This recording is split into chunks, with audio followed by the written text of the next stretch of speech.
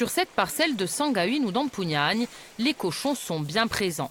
Ce sont ceux d'Ange Mouisset, jeune éleveur porcin. Ici, ils gardent les bêtes prêtes à tuer. Ces truies éporcelées sont sur un autre terrain.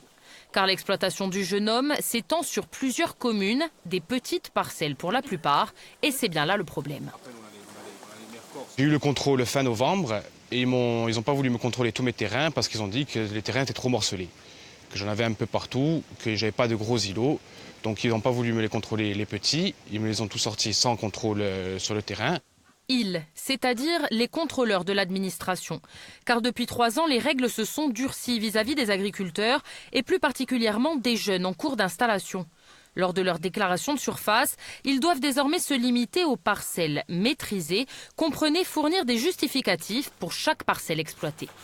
Ça peut être bien évidemment la propriété du terrain, ça va de soi, des baux ou éventuellement des déclarations des maires qui portent sur les terrains communaux. Donc voilà ce qu'on demande. Et le but, effectivement, c'est de permettre des installations qui soient plus solides. Mais la difficulté en Corse, c'est le désordre foncier, notamment à cause de l'indivis. Combien de temps tu as mis pour trouver ces parcelles-là et pour avoir les indivisaires, les propriétaires indivisaires, etc.